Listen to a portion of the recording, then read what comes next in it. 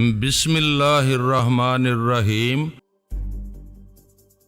ہاں، ایسی ہی لمبی پلاننگ کرتے ہیں یہ لوگ، برسوں بلکہ بعض اوقات تو صدیوں اپنے منصوبے پر خاموشی سے کام کرتے رہتے ہیں، ہمت نہیں ہارتے کبھی اور نہ ہی تھک ہار کے بیٹھتے ہیں۔ کامیابی کا یہی ہے راز ان کی۔ ٹھیک کہتے ہیں آپ غلام جلانی، ان تھک محنت اور جان فشانی کے بغیر قوموں کے لیے ترقی کرنا ممکن نہیں ہوتا۔ محنت اور لگن کو بہت اہمیت حاصل ہے اور سب سے زیادہ اہم چیز اتحاد ہے۔ متحدہ قوموں کو کبھی طاقتور ترین دشمن بھی شکست نہیں دے سکا۔ ہماری بد نصیبی یہی ہے کہ دشمن نے ہمارے اتحاد کو پارا پارا کرنے کی غرض سے اپنے ایجنٹوں کے ذریعے ایسے نعرے لگوانا شروع کر دیے ہیں جنہیں اگر ابھی سے روکنے کی کوشش نہیں کی گئی تو یہ ملت کا شرازہ بکھیر کے رکھ دیں گے۔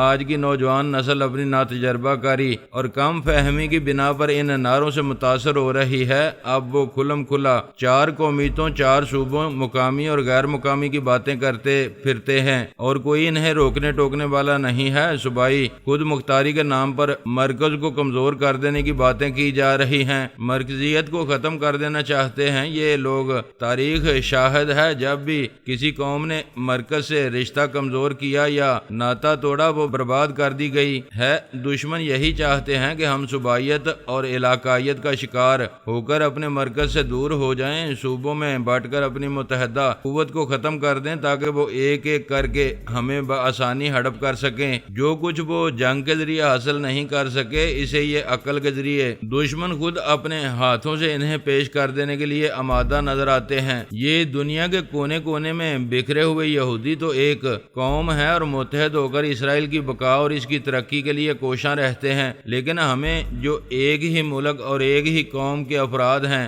صوبوں میں تقسیم کر کے چار قومیں ہونے کا سبق پڑھایا جا رہا ہے۔ ان کی پروپیگنڈا مشینری اسلام کے خلاف جو زہر اگلتی ہے، ہم اس کا جواب دینے کی بجائے اسلام سے بیزاری اور اپنے مسلمان ہونے پر شرمندگی محسوس کرنے لگے ہیں۔ ہمارے ذو جنہیں اس پروپیگنڈے کا جواب دینا چاہیے، انہیں اقتدار و اختیارات اور محراب و ممبر کے جھگڑوں سے ہی فرصت نہیں ہے۔ وہ اقتدار حاصل کیے بغیر کچھ کرنے کو تیار نہیں ہوتے اور جب اقتدار ہاتھ میں آ جاتا ہے تو اپنی تمام توجہ اسے محفوظ رکھنے اور طول دینے پر صرف کر دیتے ہیں۔ انہیں یہ سوچنے کی بھی فرصت نہیں ہے کہ جب یہ آزادی نہیں رہے گی، یہ ملک نہیں رہے گا تو وہ اپنا حکومت کرنے کا شوق پورا کرنے کہاں جائیں گے۔ دوست محمد جذبات کی رو میں بہا چلا جا رہا تھا۔ میں نے مسکراتے ہوئے کہا، میرے بھائی یہ باتیں تو تمہاری جی کو لگتی ہیں، مگر ایک ٹریجڈی یہ بھی تو ہے ہمارے ساتھ کہ ہم گزشتہ برسوں میں باتیں کرنے کا فن نہیں سیکھ سکے ہیں، انہیں عملی جامہ پہنانا نہیں سکھایا کسی نے ہمیں۔ ہاں سائیں غلام جلانی، تمہاری اس بات کو بھی جھٹلاؤں گا نہیں، میں تسلیم کرتا ہوں، اسے بالکل درست کہتے ہو تم۔ یہ بھی ہماری قوم کا مزاج بن گیا ہے، حقائق سے نظریں چرا کر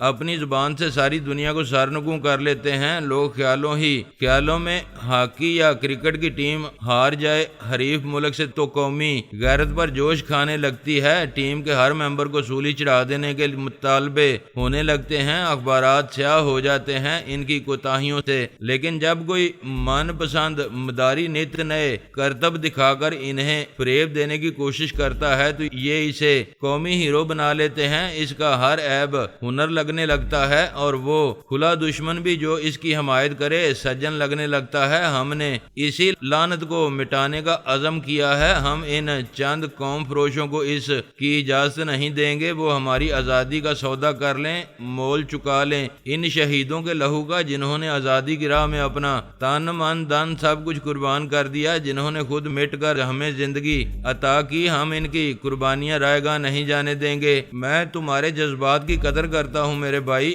ہر محب وطن کے یہی جذبات ہوتے ہیں۔ مجھے بھی جب گریگری کی زبانی یہودیوں کے عزائم کا علم ہوا تھا تو اسی طرح میرا سینہ بھی جل اٹھا تھا، آگ لگ گئی تھی تن بدن میں میرے، اور محض ان رذیلوں سے اپنے ملک کو محفوظ رکھنے کی خاطر ہی گریگری کا ساتھ دینے کا وعدہ کر لیا تھا. تم لوگوں سے مل کر مجھے بھی خوشی ہوئی ہے اور میرا حوصلہ بھی بڑا ہے. یہ اطمینان بھی حاصل ہوا ہے مجھے کہ ابھی میرے ملک میں زندہ لوگ موجود ہیں، لیکن میرے عزیز جس کام کا بیڑا ہم نے اٹھایا ہے یہ کوئی معمولی کام نہیں ہے، نہ ہی ہم 4-5 آدمی اسے پایا تکمیل کو پہنچا سکتے ہیں. حکومت کو بھی اس طرف توجہ دینی چاہیے. ہاں بے شک حکومت کو توجہ دینا چاہیے اس طرف، لیکن ہمیں بھی اپنا فرض یاد رکھنا چاہیے. ہر کام صرف حکومت کے لیے ہی نہیں چھوڑ دینا چاہیے، اور پھر جب قومی مسئلہ سلامتی کا ہو تب تو ہمارے ذمہ داریاں اور بھی بڑھ جاتی ہیں. بھائی غلام جیلانی، یہ مت دیکھو کون کیا کر رہا ہے، نہ یہ حساب کرو کہ کس نے کیا کیا ہے.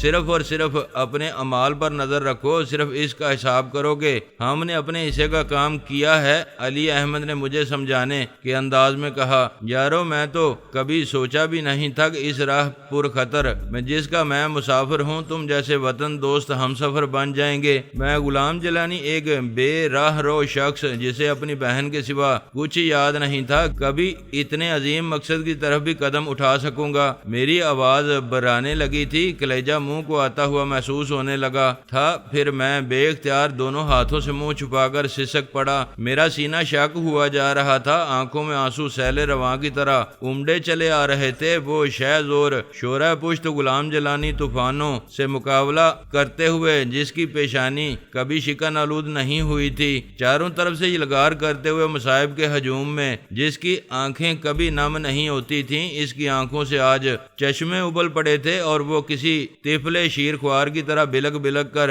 رو رہا تھا. وہ چاروں میری اس کیفیت کو دیکھ کر پریشان ہو گئے اور مجھے چاروں طرف سے گھیر کر تسلیاں اور دلاسے دینے لگے. کچھ دیر رو لینے سے دل کا غبار صاف ہو گیا تو میں اٹھ کر فیروز کی رہنمائی میں باتھ روم پہنچا اور منہ ہاتھ دھو کر واپس ان کے پاس آ بیٹھا. یارو انسان بھی عجیب مخلوق ہے خدا کی، اسے کسی طرح ثبات نہیں ہے، یکساں حالت میں تو زیادہ دن رہ ہی نہیں سکتا. وہ سب سے بڑی بات تو یہ ہے کہ آدمی کو خود پر مکمل اختیار حاصل ہی نہیں ہوتا. کبھی حالات کے ریلے میں ادھر سے ادھر ہوتا رہتا ہے، کبھی وہ وقت کے سیلاب کے سامنے چٹان کی طرح سینہ تان کے کھڑا ہوتا ہے اور کبھی حالات کی ایک چھوٹی سی لہر میں تنکے کی مانند بہہ جاتا ہے. یہ لہریں کبھی اسے اتنا اونچا اٹھا دیتی ہیں کہ یہ بالا و بلند کوئی نظر نہیں آتا، اور کبھی اتنا نیچے لے جاتی ہیں کہ لہروں کے ہجوم میں اسے دیکھنا بھی ممکن نہیں رہتا. میرے ساتھ یوں ایسا ہی ہو رہا تھا.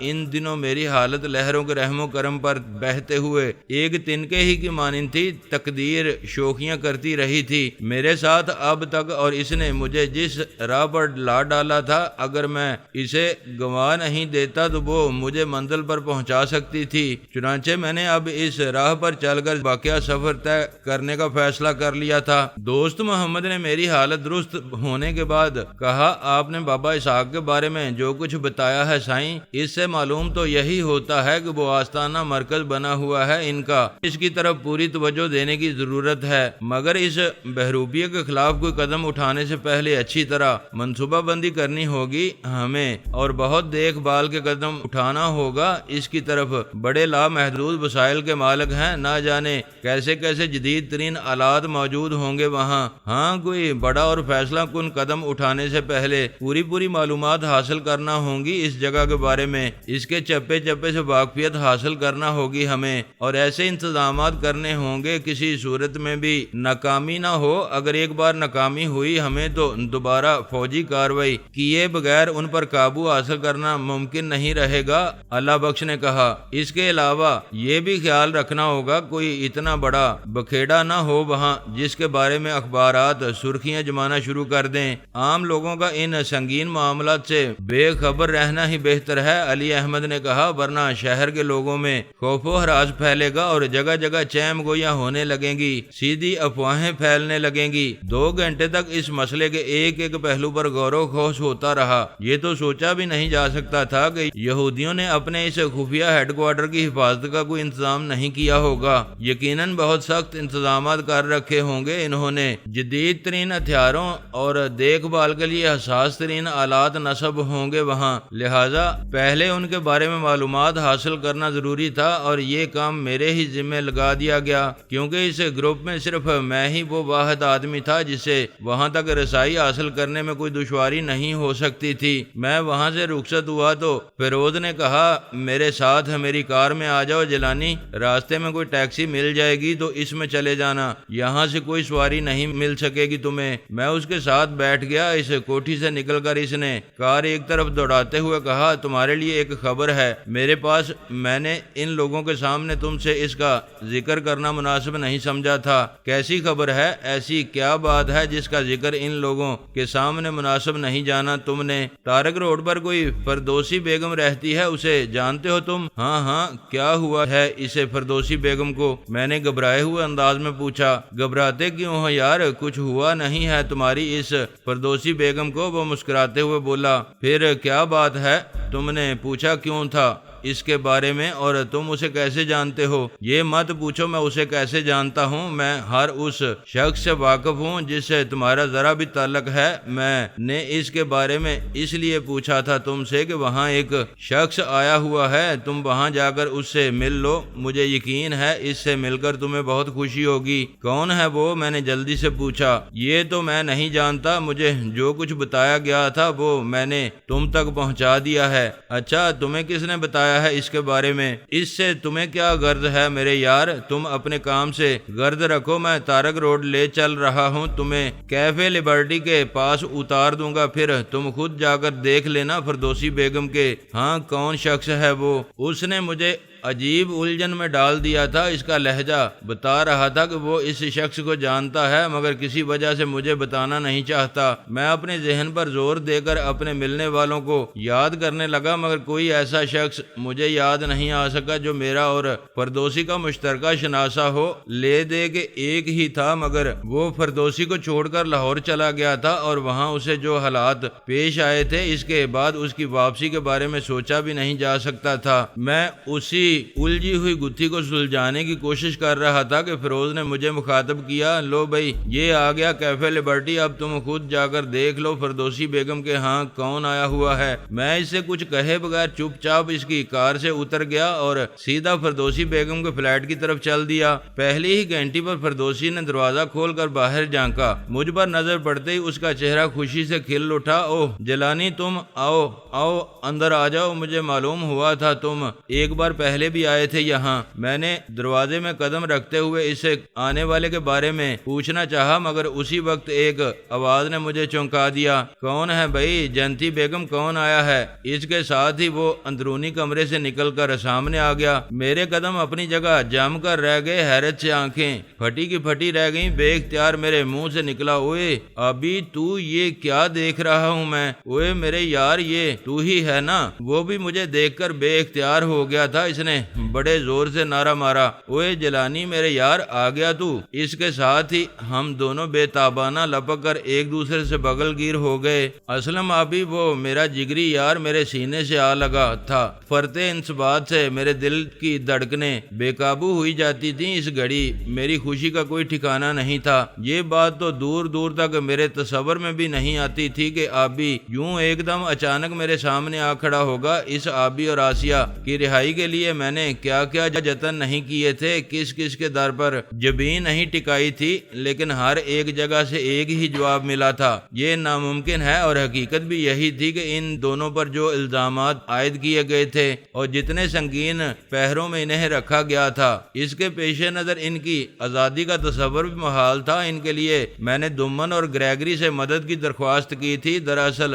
کل ہی رات سیٹھ قاسم کو اپنے ذرائع استعمال کرنے پر آمادہ کیا تھا۔ اسے دیکھ کر اور سینے میں جذب کر کے بھی مجھے یقین نہیں آ رہا تھا کہ وہ میرا یار اسلم آبی ہی ہے۔ کیسے کیسے با اثر اور با اختیار لوگ کانوں کو ہاتھ لگا کر الگ ہو گئے تھے۔ اس کی منظور نظر الماس تک منہ موڑ گئی تھی۔ جس طرح اچانک فیروز نے مجھے اس تک پہنچایا تھا یہ تو میرے گمان میں بھی نہ تھا، اسی لیے بے پناہ انصبات کے ساتھ ساتھ طرح طرح کے وسوسے بھی میرے دل میں سر ابار رہے تھے۔ میں اس سے الگ ہو کر بڑے غور سے اس کی صورت جب دیکھنے لگا کوئی تبدیلی نہیں آئی تھی اس کے چہرے پر، سب کچھ وہی تھا، بالکل ہو بہو اس کے نقش و نگار میں کوئی ایسی چیز نہیں تھی جس پر شک کیا جا سکتا، بس ایک ذرا صحت اس کی پہلے سے گری ہوئی لگتی تھی، مگر یہ کوئی غیر معمولی بات نہیں تھی جن علام سے وہ گزرتا رہا تھا۔ مصائب کا جو بحر بے کنار عبور کر کے آیا تھا وہ اس کے بعد اس کا سلامت ہونا ہی کسی معجزے سے کم نہیں تھا۔ میری آنکھوں کو اپنے چہرے پر ٹکے دیکھ کر وہ اپنے مخصوص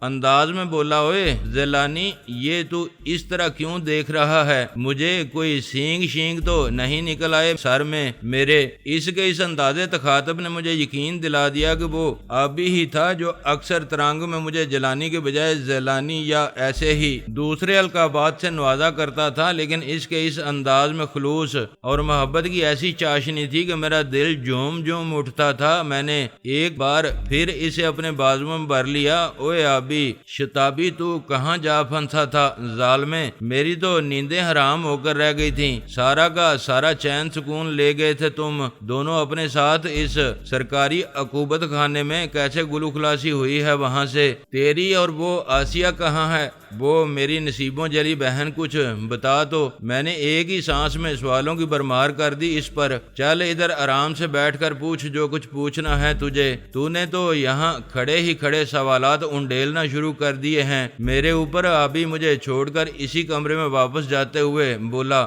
جہاں سے وہ برآمد ہوا تھا۔ ہم اندر داخل ہوئے تو فردوسی بیگم بھی ہمارے ساتھ ہی ساتھ وہاں چلی آئی۔ کمرے میں دروازے کے ساتھ ہی دیوار سے لگا ہوا ایک پلنگ بچھا ہوا تھا اور اس پر پھیلا ہوا بستر بتا رہا تھا کہ ابھی وہیں سے اٹھ کر آیا تھا۔ وہ میرا ہاتھ تھامے دوبارہ اسی بستر پر جا ٹکا، میں بھی اس کے ساتھ ہی بیٹھ گیا۔ فردوسی بیگم بولی، تو جناب سردار کریم نواز صاحب، کیا خدمت کی جائے اس وقت آپ کی؟ کچھ نوش جہاں فرمانا پسند کریں گے آپ؟ یہ تمہیں کیا ہو گیا ہے جنتی بیگم؟ بڑے لکھنوی انداز میں گفتگو فرما رہی ہیں آپ، خیر تو ہے نا؟ میں نے کہا، آپ کی سرداری کا لحاظ تو رکھنا ہی ہوگا نا ہمیں۔ اب آپ سے گفتگو کرتے ہوئے وہ شوخی سے بولی، ہاں یہ تو میں نے غور ہی نہیں کیا، یہ تم مجھے کس نام سے مخاطب کر رہی ہو؟ کیوں، کیا آپ کا نام سردار کریم نواز نہیں ہے؟ وہ بولی۔ اس کی آنکھوں میں شرارت ناچ رہی تھی۔ میں نے اسے کچھ کہنے کی بجائے آبی کو سوالیہ نظروں سے دیکھا۔ وہ جلدی سے بولا، ہاں یار،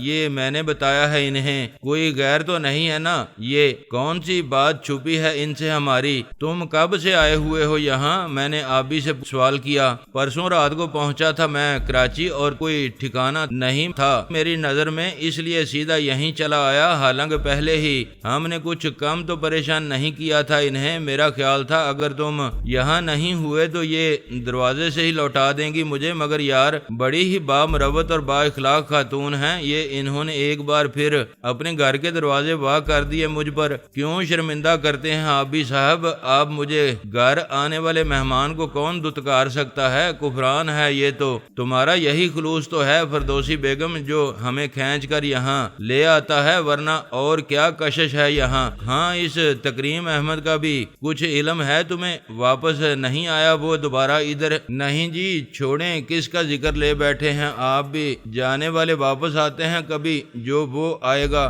دیکھیں یہ نہ کہیں مثال سامنے ہے، کتنے بار جا کے واپس آیا ہم۔ آبی نے کہا، جی ہاں، لیکن اگر کوئی وعدہ کر رکھا ہوتا تو آپ نے مجھ سے، تو آپ بھی واپسی کا راستہ بھول چکے ہوتے۔ اچھا، تو ایسا سمجھتی ہو تم ہمیں؟ ایسی ہی بزدل اور کذاب نظر آتے ہیں ہم تمہیں؟ میرے لہجے میں زہر گل گیا۔ ارے آپ تو برا ہی مان گئے، میرا یہ مطلب تو نہیں تھا، آپ کی دل شکنی تو نہیں کرنا چاہتی تھی میں۔ اوئے دفع کر یار، کیا بکواس شروع کر دی ہے یہ تو نے؟ خواتین سے بات کرنے کا سلیقہ بھی گنوا بیٹھا ہے تو؟ اس طرح بات کی جاتی ہے صنف نازک سے؟ ہماری میزبان کے چہرے کی ساری شگفتگی کر کے رکھ دی ہے۔ آبی نے ہنستے ہوئے کہا، جائیں جی فردوسی بیگم، آپ چائے بنا کر لے آئیں ہمارے لیے، اور اس کی باتوں کو زیادہ فیل نہ کریں آپ، ایسے ہی کھوپڑی الٹ جاتی ہے کبھی کبھی اس زیلانی کی۔ ہاں بی بی، معاف کر دینا مجھے، نہ جانے کیوں اس گھڑی یہ بکواس کر بیٹھا میں، ورنہ میرے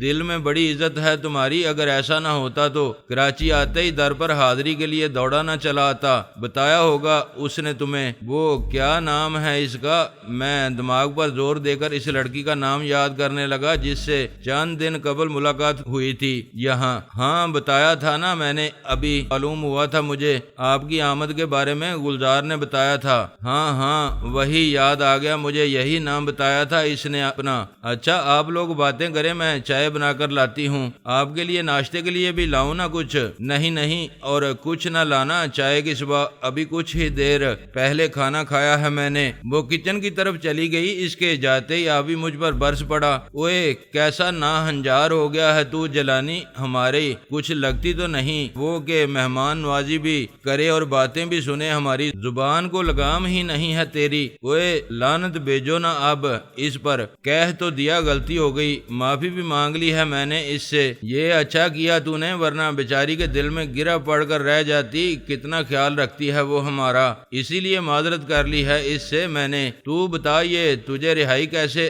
دے دی ان قانون کے بندوں نے؟ کیا بات کرتا ہے تو؟ کسی کو قانون شکنجوں میں کسنے کے بعد انہوں نے رہائی دی ہے کبھی؟ لحاظ مربت نام کی تو کوئی چیز ان کے قریب سے نہیں گزری کبھی۔ میرے اور آسیہ کے معاملے میں رشوت اور سفارش بھی ہار گئی تھی، ان سے بڑا سنگین کیس بنایا تھا انہوں نے ہمارے خلاف۔ گرایا کی وہ بہن جس نے امریکہ سے آ کر یہ سارا فساد برپا کیا تھا، بہت ہی لمبے ہاتھوں اور قد کاٹھ والی عورت ہے یار۔ وہ آسیہ صحیح اندازہ نہیں کر سکی تھی اس کے بارے میں، وہ تو میں پہلے ہی کہتا تھا اس نے جو راہ اختیار کی تھی وہ کسی اس جیسی عورت کے لیے بنائی ہی نہیں گئی ہے۔ یہ یقین تھا مجھے کہ کسی نہ کسی دن اس کی بازی ایسی مات ہوگی کہ اسے پناہ نہ مل سکے گی کہیں۔ اب کہاں ہے وہ؟ کیا اسے بھی آزادی نصیب ہوئی ہے یا تو اکیلا ہی نکل آیا ہے؟ اور تو نکلا کیسے وہاں سے؟ پتہ نہیں یار کون لوگ تھے وہ اور کس طرح انہیں ہم سے اتنی ہمدردی پیدا ہو گئی تھی۔ ایک روز جب جیل کی گاڑی میں ہمیں عدالت میں پیش کرنے کے لیے لے جایا جا رہا تھا تو ہمارے ان نامعلوم ہمدردوں نے چاروں طرف سے جلگار کر دی اس گاڑی پر۔ محافظوں کو ہتھیار سنبھالنے تک کی مہلت نہیں مل سکی تھی، انہوں نے چند لمحوں میں جیل سے ہماری گاڑی کے ساتھ آنے والے مسلح محافظوں کو بے بس کر کے مجھے اور آسیہ کو باہر نکال لیا۔ یہ اندازہ تم نے کیسے لگا لیا کہ وہ تمہیں ہی رہائی دلانے آئے تھے؟